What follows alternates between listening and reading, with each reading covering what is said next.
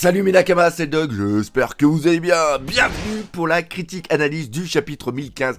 Un chapitre absolument...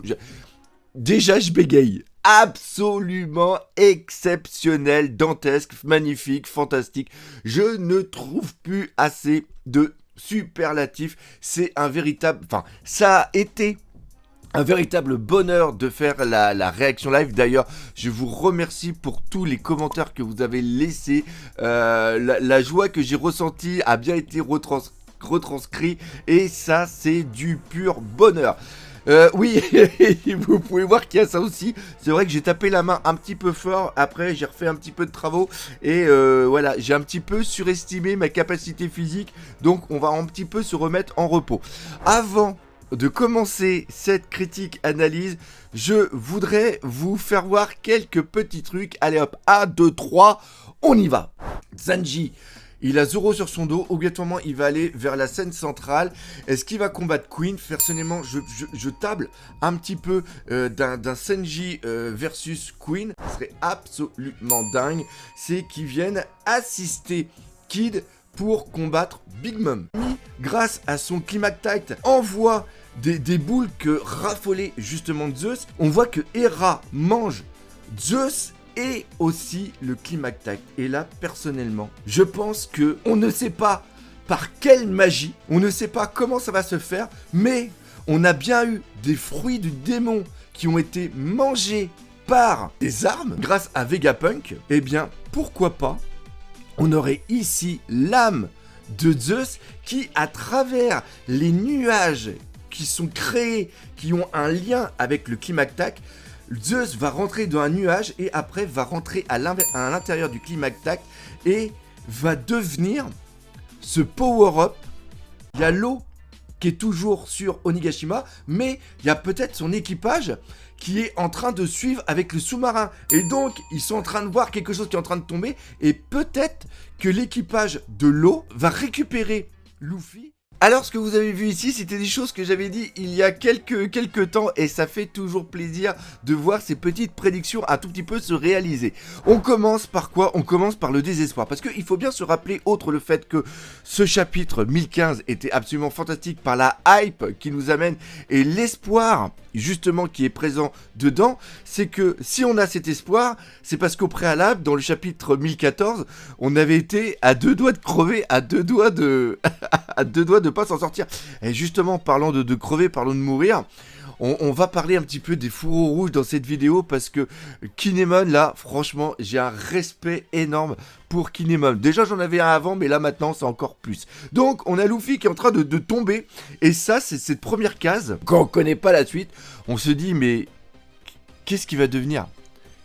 Pourquoi c'est quoi qui est en train de mettre en place Ichiro Oda? On bascule juste après entre Chopper qui est en train de se faire violenter par Queen en mode brachio. La chose que j'ai aussi adoré, c'est de dire que vous avez amené des Rocky qui sont hyper puissants. Et oui, ils sont puissants, ils ne sont pas faibles. Le seul inconvénient, c'est qu'il y a un mec qui est au-dessus d'eux, vraiment de très haut. Et même si vous pouvez amener tous les Rocky que vous pouvez, jamais vous n'arriverez à vaincre Kaido. Et là, en un sens, c'est un petit peu Eiichiro Oda qui vient de dire aux gens, même si vous avez vu tout ce qui se passe, n'ayez aucune crainte parce que même si ceux qui sont fans de Kaido disent eh bien vous ne pourrez jamais battre Kaido, eh bien oui, en un sens, les Rocky qu'on a amenés, ils vont pouvoir le faire. C'est-à-dire que il y a une sorte de contre-vérité qui est amenée par la bouche des gifters. Et ça, encore une fois, c'est quelque chose que j'aime bien. Et on va reparler justement des Rocky face aux empereurs. Ensuite, on a Sanji qui fait un truc qui est complètement excellent. Autre le fait de se servir de Zoro comme une arme. Et Zoro, on voit qu'il est en train de pioncer. Alors toujours pareil, la même chose, un Zoro qui dort, c'est un Zoro qui se répare. Ah, il est encore mieux qu'un Terminator. La chose qui est vraiment très bon, et ça on va le voir juste après quand il va parler justement à Chopper, c'est que on voit Sanji qui a foi en son capitaine. Et les autres c'est-à-dire ceux qui ne connaissent pas les Mugiwara, là ici on a Kawamatsu ainsi que Izu, ils disent voilà une nouvelle suffisante pour faire baisser le moral des troupes et nous n'avons aucun moyen de la vérifier. Il y a Sanji qui dit mais qu'est-ce qu'ils ont les mecs à être défaitistes, c'est-à-dire que les Mugiwara depuis le départ ils se battent contre des boss absolument dingues et plus d'une fois ils auraient dû abandonner. Mais ils ont cette force en eux, ils ont cette conviction, ils ont cette volonté, ils ont cette confiance en leur capitaine et ils savent que leur capitaine va revenir. Et le petit parallèle qu'il y a entre les deux, franchement, c'est encore une fois, c'est des messages. C'est aussi des messages d'Eiichiro Oda qui sont en train de dire. Mais j'en entends certains. Alors, il n'entend pas parce qu'il ne lit pas tous les commentaires qu'on laisse, mais le tantôt, l'éditeur qui est en charge avec lui, souvent va lui donner des retours de comment le chapitre il a été abordé, comment il a été ressenti par les lecteurs, et là il a dû dire là les lecteurs ils sont quand même un petit peu en train de flipper pour savoir comment ils vont s'en sortir. Et là Eiichiro Oda à travers sa nuit il dit mais non, ayez confiance, vous le savez qu'il va revenir, et donc il n'y a aucun doute là-dessus. On a Queen qui dit à Chopper franchement t'es bien sympa le Tanuki, mais pour l'instant je n'ai fait que m'amuser avec toi. Et il faut savoir que notre Chopper national, il ne se bat pas seulement que contre Queen, il se bat aussi contre Perospero, que je déteste toujours autant, qui à l'arrière, tel le sniper fourbe, arrête pas d'envoyer une pluie de flèches, et il va... Enfin, face à une pluie de flèches comme ça, il ne sait pas comment il va pouvoir s'en sortir, parce que c'est hyper dur. Et là, tu as Sanji qui arrive, et... Outre le fait que j'étais hypé par Sanji, cette intervention qui fait énormément rappeler l'intervention qu'il avait eue sur l'arc Dressrosa, quand il y avait Doflamingo qui allait attaquer le Sunny et qu'il arrive et qui fout un coup de latte à Doflamingo, et même Doflamingo avait remarqué la puissance de Sanji, mais il savait bien que Sanji n'avait pas assez de puissance pour pouvoir l'égaler. Et bien là ici, il fout un bon coup de latte dans la gueule de Queen que j'avais pas vu, qui est toujours ce dinosaure un petit peu méca, et on voit qu'au niveau des dents, il a sorti plein de nouvelles petites armes, plein de nouvelles petites dents, parce qu'une fois que Sanji fout le coup de latte dans la gueule de Queen, on voit que les dents commencent à péter. Et ça c'est vraiment très très très très bon, la relation qu'il y a de Queen avec la mécanique, avec l'évolution, avec l'ADN, ça refait un petit peu écho à ce que j'avais dit il y avait très très longtemps, sur le fait qu'il ait pu travailler avec Jaji ainsi que Vegapunk sur quoi, bah sur tout simplement l'ADN. Et là Sanji, enfin le truc dantesque quoi, il fout des coups de latte à Queen qui arrête pas de tourner, qui prend la pluie de flèches, et on voit et ça pareil, j'avais complètement zappé, j'avais tellement été hypé par le coup de Sanji que j'avais pas vu que Perospero s'est pris aussi le tourniquet infernal du brontosaure, et le v'là complètement catapulté out of the ring. Ça c'est par rapport à ceux qui font aussi des jeux de combat, des jeux de combat. C'était quoi? Je crois que c'était non, c'était pas le Tekken. Il y avait Bloody Roar qui était Bloody Roar et Bloody Roar 2, où il y avait il y avait Toshaiden. Pour ceux, je le prononcerai très mal, mais pour ceux qui ont connu les tout débuts de la PlayStation, hein, les vieux comme moi, les mecs, on a toujours les petites références out of the ring de la part de Perorine. Mais Perorine, bien sûr, Perospero, on sait qu'il va se réveiller, qu'il va se relever, et il va se retrouver face à qui? Face à un putain de chat qui va être hyper vénère. Donc encore une fois, l'annonce du combat de Perospero avec Nekomamushi, je sens qu'on va l'avoir bientôt. Là, on a un truc qui m'a fait un tout petit peu mal au cœur, c'est de voir Chopper qui a un doute sur Luffy. Luffy est battu. Et là, t'as Sanji qui lui dit « Pleure pas, t'es bête ou quoi? T'en as déjà vu plus d'un pas vrai de miracle. » Et encore une fois, c'est Eiichiro Oda qui est en train de nous parler, c'est-à-dire qu'il dit mais ayez confiance, toujours cette chose en ayez confiance. Vous le savez, que Luffy a cette volonté qu'il est un petit peu ce faiseur de miracles et qui va revenir et que ça va bien se passer. Sanji qui file le Zoro à Chopper qui remarque même pas que c'est Zoro, donc encore une fois Chopper va avec Marco bien sûr pouvoir remettre à peu près à niveau Zoro pour qu'il puisse combattre. Il est destiné normalement maintenant à combattre King, et ce qui est vraiment bien c'est qu'il y a toujours il y a toujours ce jeu entre Sanji et Zoro. Ça fait plaisir de revoir Sanji qui est revenu à tel niveau, et on va en parler justement plus de Sanji, c'est à dire que je te laisse celui-là, s'il se remet il vaudra 10 hommes, plutôt 2000 oui, et ça reprend le dialogue qu'il y avait eu à Zou je crois, où il se disait ouais avec la prime moi je vaux tel homme, t'inquiète pas Luffy, quand on va venir on équivaut à tel homme, et il y a toujours eu cette guerre entre eux, et il y en a certains qui vont me dire ouais mais le doc t'es toujours en train de t'es vachement changeant, parce que il y a des coups tu crasses sur Sanji, il y a des coups t'es pour Sanji. Je vous l'ai toujours dit, je suis quelqu'un qui est plus pour Sanji que pour Zoro, et si je gueulais au sujet de Sanji, c'est tout simplement parce que ça me faisait mal au cœur de voir le traitement que lui infligeait Eiichiro Oda. On attend des actions badass de Sanji depuis tellement longtemps, et souvent il a des actions d'éclat comme il a justement ici, et comme il avait eu, rappelez-vous, au niveau de Whole Cake, quand il arrive avec les deux jambes en feu face à ses frères et qu'il les a libérés, et après on s'attendait dans les autres chapitres à ce qu'il fasse des trucs absolument de dingue, mais non, il fait seulement que prendre Luffy et partir. Et là on veut qu'il ait des actions, et ce que je veux là rentre dans la théorie que je vous avais fait il y a quelques temps, c'est-à-dire l'évolution de l'équipage des Mugiwara, et comme quoi que Wano Kuni n'est pas cette guerre finale qu'on va avoir, mais ne sert seulement que de mettre en place la nouvelle évolution des Mugiwara, comme ça a été le cas au niveau de Enies Lobby qui a mis en place l'évolution des Mugiwara, c'est-à-dire que là ici, Sanji, grâce à son Red Suit, il va pouvoir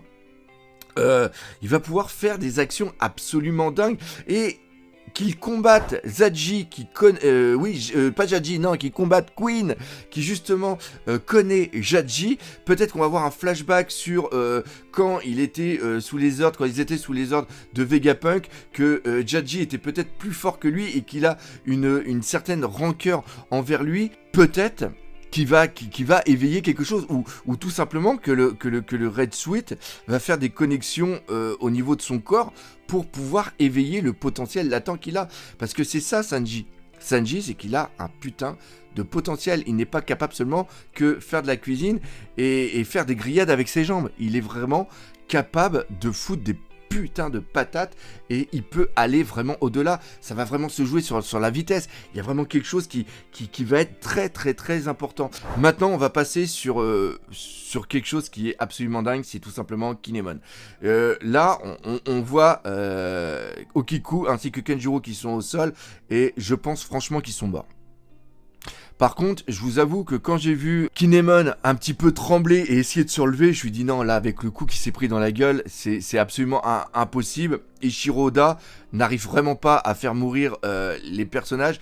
Et je vous avoue que même si j'ai trouvé cette action vraiment belle, c'est-à-dire d'aller au-delà de la mort et d'essayer de continuer de combattre, cette volonté justement du samouraï, au fond de moi, je me disais, ça y est, Eiichiro Oda va nous faire une pellade, c'est-à-dire qu'il va pas réussir à nous faire mourir Kinemon. Et franchement, je me suis bien planté, parce que la suite m'a vraiment touché. On voit une image avec Momonosuke qui est en train de pleurer, qui est emporté par Shinobu. On voit que Kinemon essaye de jouer encore un petit peu la montre, d'essayer de garder encore, d'attirer l'attention de Kaido pendant quelques secondes. Il plante son katana cassé dans la jambe de Kaido. Et il y a aussi une autre chose qui est vraiment très belle, et encore une fois, quand tu fais la réaction live, c'est quelque chose que tu ne comprends pas, parce que tu ne sais pas ce qu'il va y avoir justement à la fin. À la fin, d'avoir Yamato qui est face à son père et qui dit, son père lui dit, tu es pour toi Yamato, pour Yamato, pour toi, c'est père. Et elle a dit non, je suis là pour rompre ces chaînes, ces liens qui nous unissent. Tu n'es plus mon père. Eh bien, ce qu'on a ici vient faire aussi écho. C'est un parallèle qui est là. C'est-à-dire que Kinemon, face à Momonosuke, même si Momo n'est pas le fils de Kinemon, il y a une relation père-fils entre eux qui est beaucoup plus puissante que celle qu'il y a entre Kaido et Yamato. Et c'est un truc que je vous parle aussi depuis quelque temps, c'est-à-dire que cette relation père-fils, cette relation enfant-parent, c'est quelque chose qui est beaucoup plus mis en avant depuis que Eiichiro est papa. Et donc ici, on a Kinemon qui essaye de retarder, fuyer Messire Momonosuke, court Shinobu, et là tu as cette image, et encore une fois, c'est un jeu que Eiichiro Oda aime faire avec les couleurs. C'est-à-dire que vous avez cette case du milieu où vous avez que les ombres et vous avez aucun décor derrière. Et il me semble que quand Kinemon se prend le coup de Kabano dans la bouche, c'est exactement le même style graphique. Et ce style graphique, il est absolument incroyable. C'est au niveau de la Toei, peut-être que eux ils feront la même chose, c'est-à-dire qu'ils feront quelque chose de noir et blanc. Et quand Kaido va transpercer Kinemon du katana, eh bien toutes les traces de sang seront rouges pour vraiment accentuer. Et là, normalement, il peut pas se relever. On est d'accord ? Est-ce qu'on est d'accord ? Est-ce qu'on est d'accord là-dessus ? Kinemon ne peut pas se relever. Kinemon vient de se faire perforer, pourfendre par Kaido. Et d'ailleurs, je sais même pas c'est quoi l'arme, si c'est une arme à lui ou si c'est une arme d'un autre fourreau rouge. Enfin bref, vu la garde, c'est une garde qui est quand même assez simple. C'est peut-être la garde de Kinemon quand il était déguisé en Oden, ce qui aura encore plus de symbolique, c'est-à-dire que c'est l'arme entre guillemets d'Oden, du mauvais Oden, qui tue Kinemon. Et vous voyez, rien que là, au niveau de ma voix, au niveau de ce que je ressens, c'est plus le Dog tout fou qui parle, c'est le Dog vraiment qui... Eiichiro Oda arrive à... Il a cette puissance graphique de pouvoir... Il est bon, quoi. La violence graphique, le coup de Kinemon qu'il reçoit, quand je fais la réaction live, il y a une partie de moi qui la reçoit aussi. Et c'est ce que je vous disais, si Kinemon mord comme ça, avec le bras, avec le restant de son arme, le restant de son katana qui est pété et qui est dans la jambe de Kaido, et là il se fait pulvériser, c'est le dernier acte. La volonté jusqu'au bout de vouloir sauver celui qui aurait pu être son fils, Momonosuke. Et pour ça, c'est magnifique. Justement après, sur Momo, et Momo qui a cette intelligence de prendre la grenouille. Quand, au chapitre précédent, il se tient la tête et qu'il reçoit des messages, c'est les messages de Luffy qui lui dit « Je suis toujours en vie, transmets ce message pour moi. » Il vous préviendra, donc encore une fois, on voit qu'il y a une importance de Momo qui reste en vie pour pouvoir prévenir du retour de Luffy. Et il me dit, même si c'est dur, même si ça fait mal, désolé, mais battez-vous au péril de votre vie. On va se rappeler quelque chose qui est hyper important. Encore une fois, tout est dans la symbolique. C'est-à-dire que quand on voit Zoro à la fin de Thriller Bark mettre les mains dans la bulle qu'a créé Kuma, on voit ici le sacrifice, entre guillemets, d'un Nakama pour son capitaine. Et il y en a beaucoup qui ont accès là-dessus en disant ce que fait Zoro est dingue. Ce qu'a voulu montrer Eiichiro Oda, c'est pas ça du tout. Ce qu'a voulu montrer Eiichiro Oda, c'est que Luffy, on ne le voit pas. Il a un corps élastique, il a une volonté, mais on ne se rend pas compte de tout ce qui se prend dans la gueule. Et dans l'équipage des Mugiwara, s'il y a bien une personne qui peut résister à n'importe quel dégât, c'est Zoro. Et on peut même imaginer que Zoro a une endurance qui est encore, a une résilience qui est encore supérieure à celle de Luffy. Sauf que, quand Kuma enlève toute la douleur, toute la souffrance qu'a reçu Luffy et que jamais il ne s'est plaint, quand il envoie qu'un tout petit morceau à Zoro, Zoro, il hurle sa mère. Il hurle sa mère. Pour une toute petite partie de la souffrance de Luffy. Et là, ici, Shiroda, il nous fait voir que, en vérité, Luffy, il est au-delà de tout. Et même le mec que vous pensiez qui était le plus endurant, c'est rien comparé à Luffy. Et là, vous êtes en train de me dire, mais où il veut en venir, le doc? Si Momo se tenait autant la tête quand il recevait le message, c'est que, involontairement, il recevait une partie de la souffrance de Luffy. Parce que quand il dit, même si c'est dur, même si ça fait mal, c'est parce qu'il parle de sa souffrance. Et involontairement, vu qu'il ne maîtrise pas le pouvoir qu'il a, il transmet la souffrance qu'il a reçue. Et c'est pour ça que Momo, on le voit autant avec une douleur, parce que tu te poses la question, mais pourquoi Momo... Enfin, je sais même pas, parce que moi, c'est la question que je me suis posée. C'est-à-dire que pourquoi on voit Momo qui est en train de hurler quand il reçoit un message. Maintenant, on sait que c'est le message de Luffy. En quoi recevoir un coup de téléphone, ça fait mal? Sauf que si tu as un lien qui s'est créé avec la personne et que tu reçois une partie, parce qu'on peut dire que Momo a une empathie. Empathie, c'est recevoir l'empathie. Comment définir l'empathie? C'est ressentir quelque chose qui te permet d'avoir un contact avec quelqu'un. Et là, Momo, grâce à l'empathie, le fait qu'il reçoive aussi les sentiments, la détresse de Zou, de Zunisha, etc. Rappelez-vous, au niveau de Zou, eh bien là, il a reçu autre le message de Luffy, parce que Luffy, il a envoyé le message, mais comme il est à peu près inconscient, il a tout envoyé, il a foutu la patate. Il a dit, moi je vais te foutre le message en mode 5G, et ma souffrance en mode 5G, t'as beau avoir un vaccin, tu peux pas la supporter. Et c'est pour ça que Momo, il a un petit peu hurlé sa mère. Même si sa mère, je pense qu'elle est morte maintenant. Mais enfin bref, voilà, c'est ça.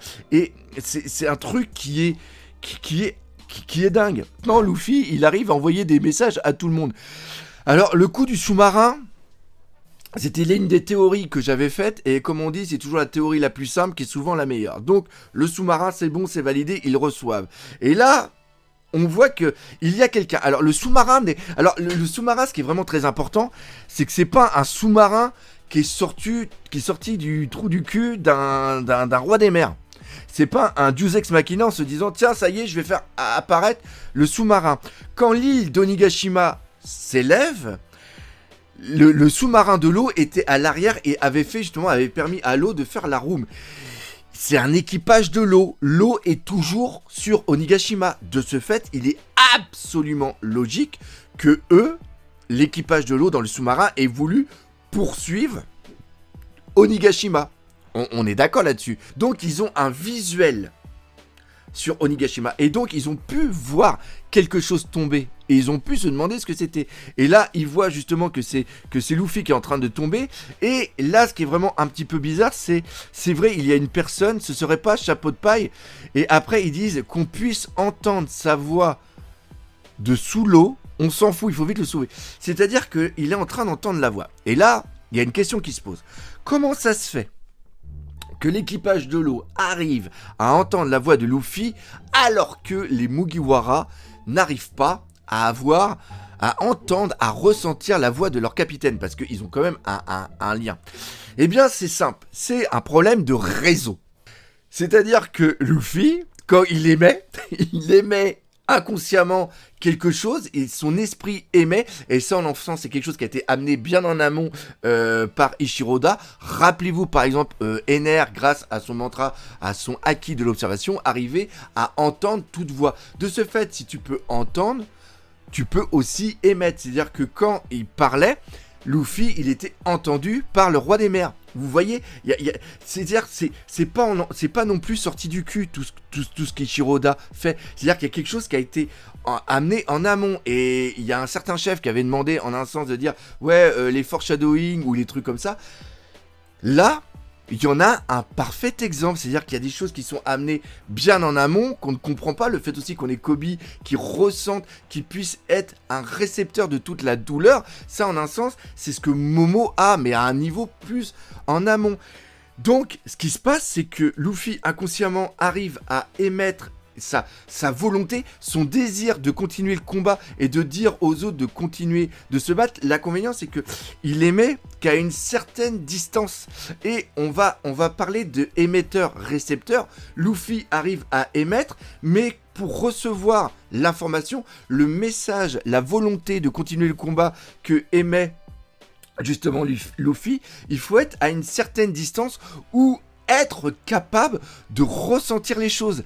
De ce fait, si Momo sur Onogashima, lui, arrive à entendre les voix, c'est parce que lui, il a ça en lui, il est comme Roger, il est comme Oden, c'est quelque chose qu'il a génétiquement, on l'a vu avec Zunisha, et les autres, tout comme pour le Haki des rois qui arrive à émettre sa présence à d'autres personnes qui sont faibles selon un certain rayon, eh bien on peut imaginer que grâce au Haki des rois que justement Luffy a, ça permet d'éveiller son Haki de l'observation qu'il a préalablement éveillé face à Katakuri. Encore une fois, c'est toujours des mises en place.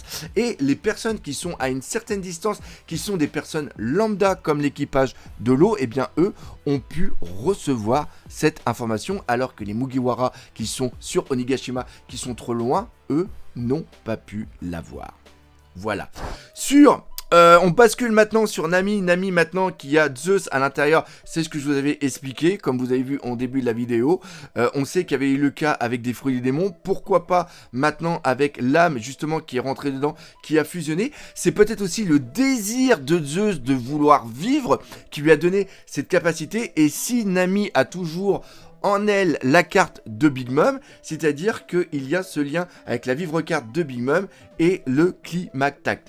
Bref, on ferme ici la parenthèse, on bascule maintenant sur Big Mom qui fait son combat contre Kid, et qui c'est qui est là? Eh bien c'est tout simplement l'eau, et en un sens, comme je l'avais dit, Kid tout seul, j'ai un petit peu un doute qu'il puisse le battre, mais maintenant s'il y a l'eau, et comme on a vu au préalable que je vous avais expliqué, eh bien c'est justement quand l'eau a fait, quand Kid, autant pour moi, a fait cette sorte de cage à Faraday, cette boîte sur laquelle l'eau a fait un tumble avec Zeus pour le mettre à l'intérieur, eh bien on voit qu'il y a une certaine relation entre les deux, et qu'ils vont pouvoir faire un combat absolument de dingue. Est-ce que quelqu'un a des doutes là-dessus? Personnellement, moi, non. Et maintenant, on arrive à la fin avec ce que je vous ai expliqué, justement cette relation qu'il y a entre Kaido et Yamato. Yamato, ce combat qui va être exceptionnel, elle va pouvoir faire ce tampon le temps que Luffy puisse revenir. Comment Luffy va revenir? Peut-être que ça va être grâce à Momo et Shinobu, parce que ils sont partis, elle a détruit une partie de l'île en la faisant pourrir. Ils vont tomber. On sait maintenant que Onigashima est sur Wano Kuni. On sait par exemple aussi que Shinobu à un moment elle peut voler, elle peut faire un cerf-volant, donc peut-être qu'elle peut ralentir la chute de Momo. Peut-être que Momo aussi a cette faculté de pouvoir se transformer en dragon. Je pense que la faculté de se transformer en dragon, c'est justement quand ils vont parce que le sous-marin va accoster au niveau de l'île. Le fait de comment il va se réveiller, là, je ne sais pas qui va être capable de redonner un boost d'énergie à Luffy. Je ne sais pas. Je ne sais pas. Est-ce que quelqu'un d'annexe au niveau Itatsu, par exemple, pourquoi pas Itatsu, on peut imaginer qu'il ait des compétences, enfin je ne sais pas. Enfin bref, tout ça pour dire que Luffy va revenir obligatoirement, et il va revenir face à Kaido, et il va revenir sur le dos du dragon que va se transformer justement Momo. Bref, il y avait quand même énormément de choses à dire Oh oui, on va voir la transformation de Yamato. Ça, franchement, le combat qu'il va y avoir de Yamato contre Kaido va être dingue. Encore une fois, Yamato ne peut pas battre Kaido, c'est absolument impossible. Mais il va y avoir un combat entre père et enfant, hein, j'ose même plus dire fils ou fille, parce qu'avec Yamato, on ne sait pas, et en plus avec ce qui se passe en ce moment sur le net, j'ai pas envie de me faire traiter de vieux réactionnaire. Enfin bref, la transformation de Yamato, franchement j'espère, est-ce qu'elle va se transformer en dragon, est-ce qu'elle va se transformer en tigre, on ne sait pas, mais tout ce que je sais, c'est que ça va être absolument dantesque. J'ai l'impression parce que ça fait un bout de temps que je fais des réactions live et que je fais des critiques de chapitres. Là, je ressens la hype que j'avais ressentie à la fin de Dressrosa. Et c'est même au-delà, c'est vraiment au-delà. Mais j'avais pas autant été hypé à la fin de l'arc Whole Cake, mais là, ça va être absolument quelque chose de dingue. Et on attend énormément le power-up des Mugiwara.